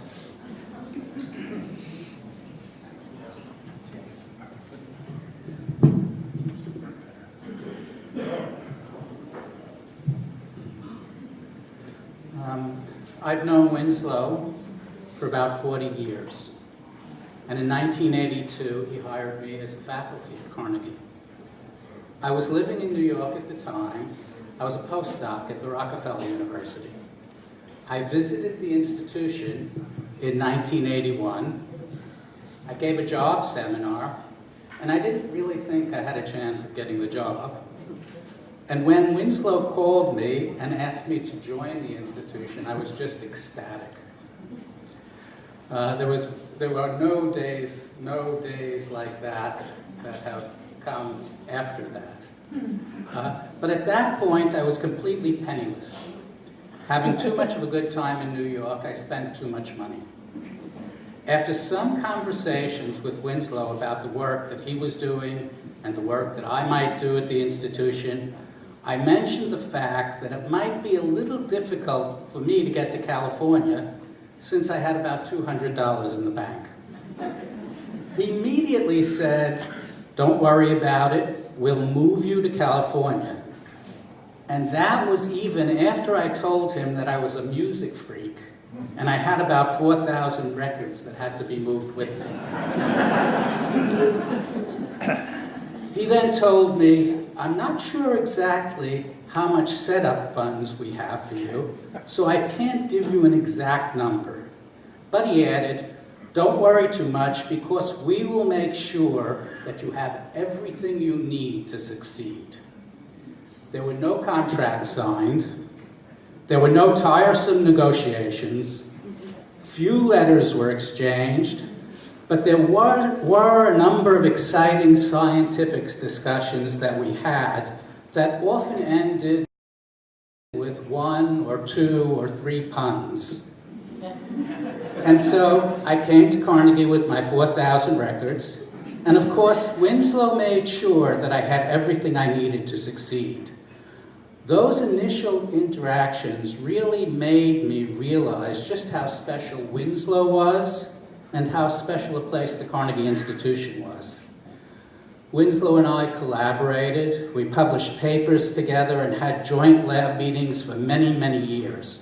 We never stopped talking about science. And even during the last week of his life, we discussed on the outside steps of Carnegie, where he often caught me, and we just stand there for a half an hour talking, how blue light strongly, he told me how blue light strongly impacts the extent to which bacteria infect and alter the growth and seed set in legumes. And he was amazingly excited about this. But Winslow really was more than a mentor and colleague to me. He was a friend who emphatically displayed his love of life. He taught me that one has to be patient to make a top-notch Peking duck, and that liver and onions don't have to be too awful. He showed me that the tiny amount of light from the luminescent hands of a wristwatch could trigger light responses in plants. He entertained me with his skills on the piano, especially after a glass of wine or two. And he taught me just how wonderful an awful pun or a riddle can be. In fact, during his 90th birthday party at the institution, I tried to find a riddle that would meet his high standards of awfulness, and did come up with one that I thought might work. And it goes like this. Why does a milking stool only have 3 legs? And the answer? Because the cow has the udder.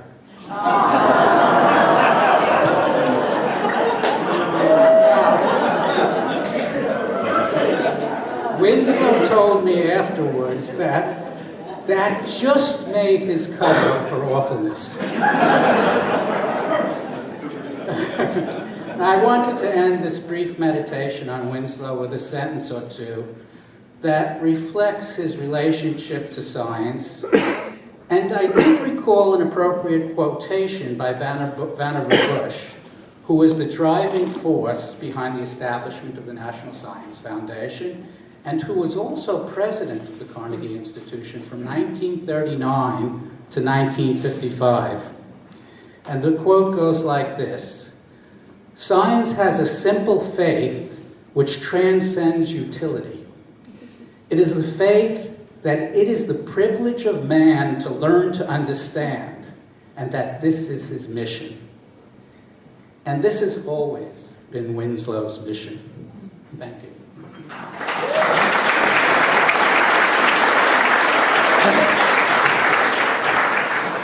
Next, I'd like to call on Sherry Barger.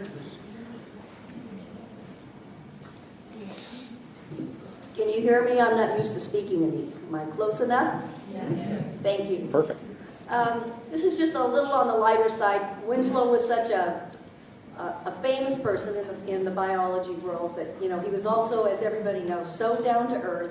He related with all kinds of people. He showed everybody the same respect. And it's just kind of a fun story that I always remember about Winslow. I have a friend, excuse me, Kitty Swindle, that we'd help Winslow in Coe Park. And one of the things that he did a lot was for Backcountry Weekend was mark all the parking spaces because parking was at a premium.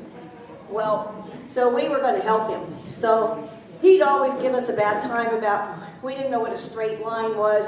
We didn't know how many feet between the cars. I mean, we bantered a lot about this. So one time I was walking up to him and we were going to help him again, and he says, "Here comes the sass pots." I told Winslow, I said, "That's the nicest thing anybody ever called me." And forevermore, this was years ago, every time he saw us, it was, "Here comes the sass pots." He was just a lot of fun, along with everything else that he was. And I really feel that if everybody showed the respect to other people that Winslow did, the world would be a better place.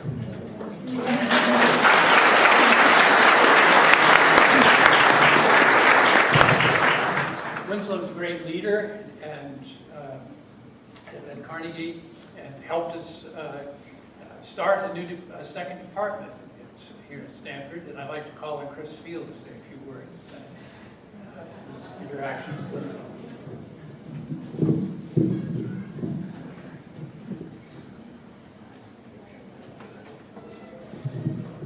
Thank you, Joe. I'll always be grateful to Winslow for the job in 1984 and the chance to work at Carnegie. But the story I want to share with you today is from Coe. In the early 2000s, my son and I spent a lot of weekends mountain biking at Coe.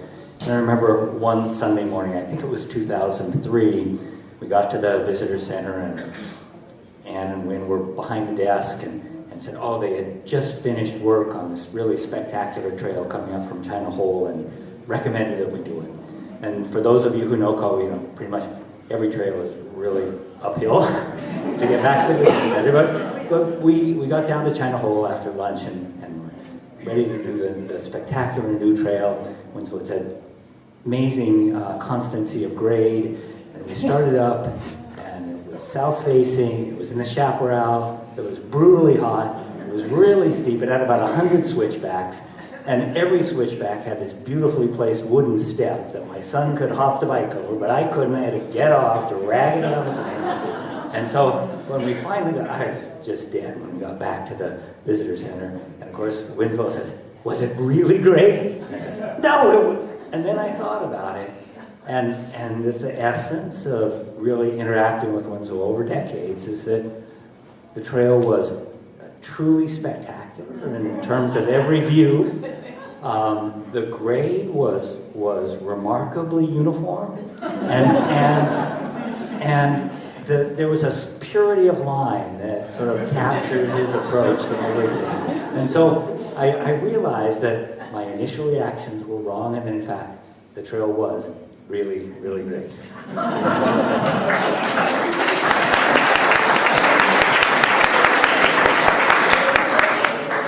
Winslow also was really very instrumental in building relations with Stanford.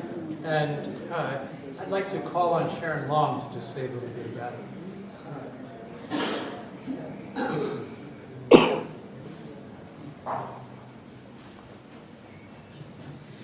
Well, Winslow was responsible for bringing me here, and I can never be grateful or thankful enough for that. How do you say goodbye? So what I think about Winslow is a son of the northern prairie, ascended to the top of the highest mountain on the continent. And that's not just a statement about geography or altitude. Think about it, his science, his person, his expression. In science, he used absolutely cutting-edge work, biochemistry, physiology, and then eventually molecular genetics. But he was equally focused on plants and their environment and the soil they are grounded in, and if you ever needed a plant ID of something, you could just send a photo to Winslow. He was your guy. As a person, Winslow was an extraordinary scientific leader, as well as an amazing researcher and scholar. In his life, he shook hands with people at the highest levels of influence and privilege, but he was friendly and respectful and loving to everyone. And he was always, always ready to help someone in need, someone vulnerable. And as a beginning assistant professor, I certainly felt that was true. In expression, you know the heights. He was a brilliant writer and an angelic musician. But he had an earthy streak, and he told really terrible jokes. He climbed so many peaks, and in my mind's eye, I guess I see him now on top of Denali, a scholar of light, and now he's luminous. He's climbed a little higher.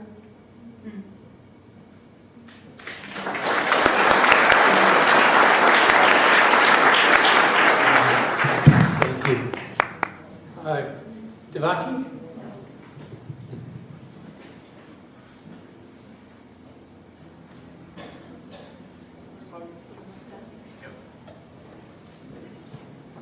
Hi, I'm Devaki. I'm from the Carnegie Institution as well. And Winslow always said, when you stand in front of a big crowd, make sure you have your first line prepared. But I'm going to break that rule so I can make this short. I just want to say that years ago when I joined Carnegie, Winslow did something, can you hear now? Winslow did something amazing. He took me around to every lab at Carnegie and introduced me to everyone. And that kindest of gestures made me realize something, that he made no difference between who he was talking to. He kept you feeling like you were important to him. And that is absolutely tremendous, whether it was as a person or about the science.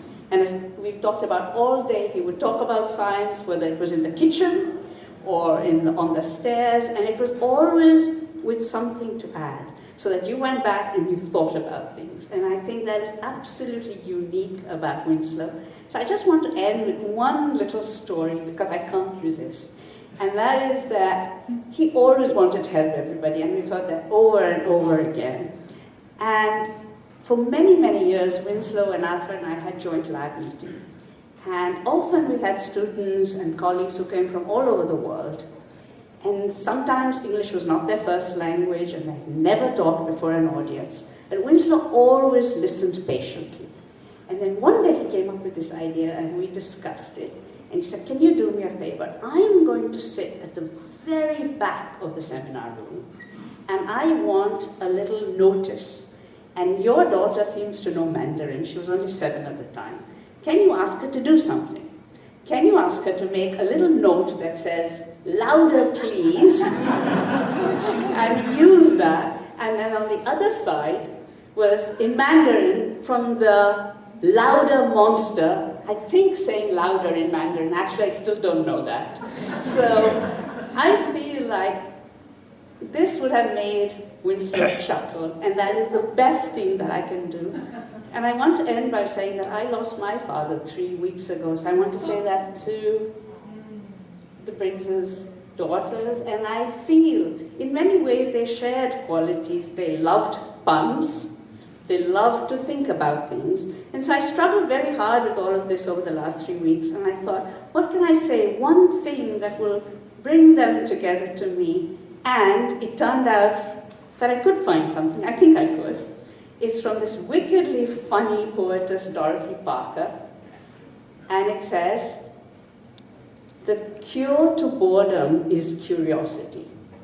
There is no cure for curiosity. And to me, that reflects them both. So thank you for listening.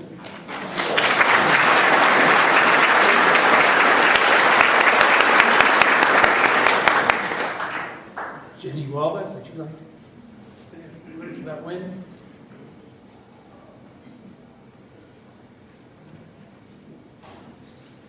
Hello, everyone.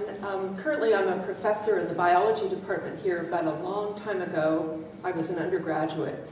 And my advisor was Peter Raven, who is a really renowned plant taxonomist. And I proposed for my senior honors thesis to figure out why native grasses don't grow underneath eucalyptus trees. And Peter looked at me and said, that's the stupidest thing I've ever heard. Experimental science was not his thing. I said, but I'm going to need a greenhouse, I'm going to need this, I'm going to need that. He said, well, I have a colleague, Winslow Briggs. If Winslow thinks your idea is okay, I'll lobby for you to get space to do your experiment. So I was panicked because Winslow had been an extremely effective lecturer in the botany class at that time. And of course, undergraduates thought all professors were so smart, so distant, so otherworld. Anyway, so Peter marched me over, we met Winslow outside of a greenhouse, and he was chain smoking in a kind of scary way to me. Ashes falling off and relighting cigarettes one after another. And he said, explain to me what you want to do. So there was no pencil or paper, so I picked up a stick and drew it in the dirt of kind of like the outline of my experiment. And 30 minutes later, after asking me tons of questions, without even prompting, Winslow said, I'll give you my greenhouse. That's such a good experiment. And my own advisor was terrific in his own way, but was completely disinterested in this experiment. But Winslow actually stopped by every Monday afternoon because he knew I would be working in the greenhouse, and he checked up on the progress of my experiments for the entire year. So what the most memorable thing he told me, and I've sort of used it as my own inspiration in science, is that what you proposed was based on what you saw personally.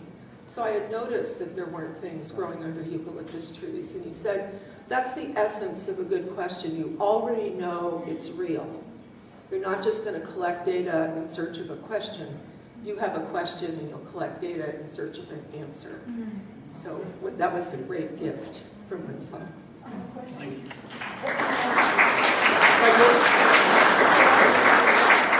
Oh, the answer to the question was terpenoids. And I actually beat a big lab at UC Santa Barbara, and they offered me a graduate fellowship based on Winslow blabbing that I knew what they should have known. I didn't go there.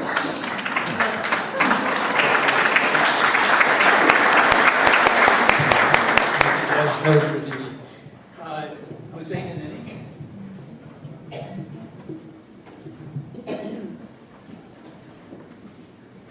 Oh, there we go.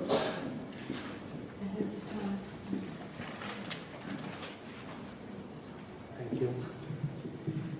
Okay. So, I can't see now. So it's been difficult to talk about Winslow's passing since I found him in his office. And I haven't been able to say all the things I wanted to about how much I respected him, how luminous his nature, how his luminous nature uplifted all of those around him. So I am in some ways forcing myself to talk, to put abstract thoughts and feelings I have in my head into words. For me, Winslow is both a mystery and someone who is immediately familiar. He's familiar because his being was full of warmth, generosity, kindness, and humility that was immediately accessible to all around him. By seeing him prepare noodles for a Chinese New Year celebration, or eating lunch daily with his lab, or coming in every day to work in the greenhouse or in his office, we all immediately felt that Winslow was someone that we respected, admired, and wished we could be around to make Carnegie feel like a home. Winslow, in other ways, was so much of a mystery to me as well. How does one stay committed and excited by science until the last minute of one's life? How does one reach the highest heights of scientific success without being discouraged by the politics of the process? How does one lead an institute and negotiate the needs and aspirations of highly driven but opinionated people for the betterment of the group? How does one do all of this and still have time to raise a family, climb snowy mountains, or train to be a virtuoso musician? How can the Winslow I know and the Winslow that was a master of the art of science be the same person? So I've been thinking a lot about mysteries and lately, and parables are sometimes a good way of helping us to understand these mysteries. While I'm not good at bad puns, I'm excellent at bad analogies. So I'll make one of my own. So imagine a field of plants of different types. There are some plants that take all the light that shines on them and use that light to promote their growth upwards.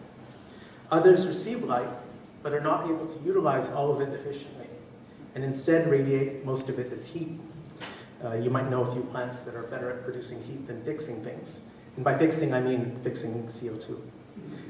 Others use light to grow and cast shadows on their neighbors. But there's another plant in the field, one that certainly germinated in fertile soil and was provided abundant light to grow. Indeed, this plant was very efficient at photosynthesis. It may have been C4. This plant, however, did something particularly remarkable.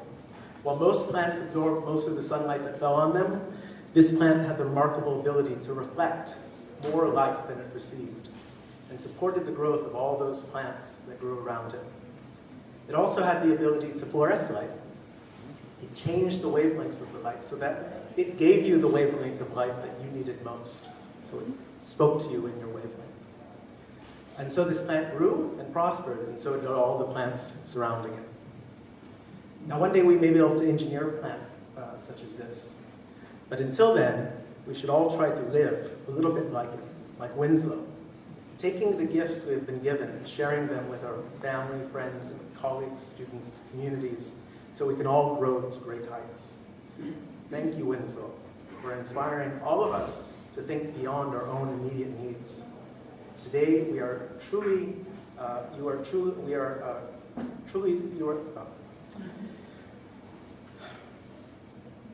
Today,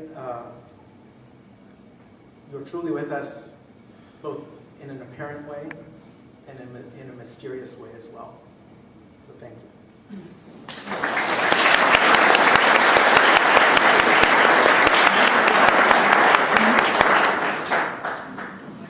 In the last while, Winslow's really interacted an awful lot with Reggie. And I'd like to Thank you, Joe. Winslow Briggs was my mentor, my friend, my colleague, and my role model. I was introduced to Winslow in 1988 while I was still in India by my master's thesis advisor, Jitendra Khurana. Jitendra Khurana had spent time in Ken Pop's lab screening mutants that did not bend towards light. And it turned out that one of the mutants that he had found was later on discovered by Winslow to be lacking in the gene NPH1, which was the discovery of phototropin. And so through that, I guess I was his academic great-grandson. And like everyone, I was also attracted to Winslow, and I could not stop. I always wanted to be closer to Winslow because I had interacted with him while I was still in India. So I kept moving towards from being his great-grandson to becoming his grandson when I went and worked in Peter Quayle's lab and continued to interact with him. Well, I couldn't stop there, could I? I then, when I was completing my small stint in Chris Somerville's company, I didn't know where to go or where to start my change in career. So I stopped by in Winslow's office and asked him, like many other people, can I get a space for 1 year? And he said, why do you ask? So by that, I became his academic son. So I actually went from being the great-grandson to his academic son. And that was such a great privilege because for the past 7 years, I had the privilege of having lunch with him twice every week. And we talked about everything. I still remember one day after a weekend. It was a Monday. Again, we were sitting on those picnic tables that Dave mentioned. It's like it actually has a few less splinters because Winslow, I think, picked some of them by eating there every day. But we were sitting there and I noticed that he was a little bit like this. And I couldn't resist but ask, Winslow, how was your weekend? He said, well, it was very busy. I threw a bunch of these signs in the back of a four-wheel drive and drove down paths and put signs, hammered signs in Henry Cole State Park. I said, really? Why? Did you do it by yourself? And he looked at me as if I had lost my mind. I said, how many people know where to put the signs? So that was Winslow. Since his 82nd birthday, Winslow did all of the work himself to discover that cyanide plays an important role in forest fire recovery. He did everything. He went to the greenhouse every day. He counted, measured heights of plants, counted number of flowers, and he finished writing his manuscript in December, which he shared with all of us to get comments, as if we would be somehow editing what Winslow wrote. But we were all privileged to share his excitement. The manuscript is now ready to be published.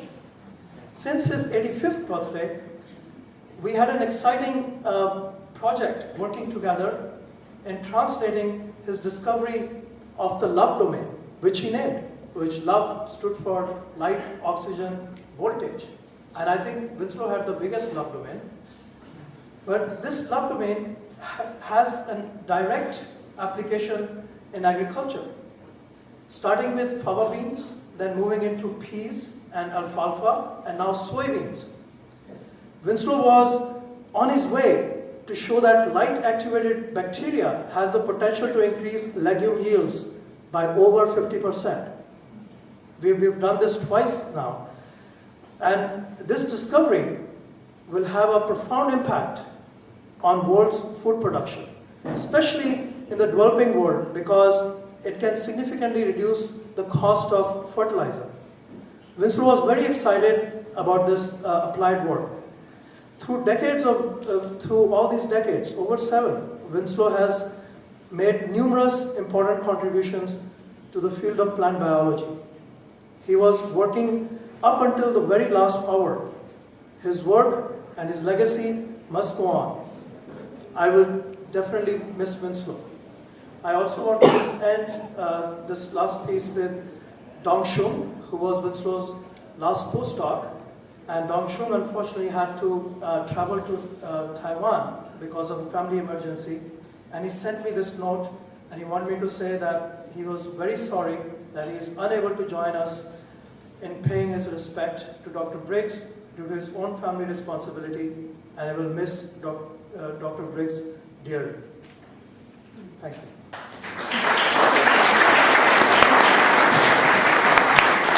I think it's getting to about 5 and time for closing the ceremony. Gee, this has been an amazing outpouring of stories and love for Winslow. I really can't say anything to really add to that or top it. I think we just have to say goodbye, and I'm sure going to miss him, and I'm sure all of you are going to miss him. It's been a really wonderful gathering, and I thank you for coming.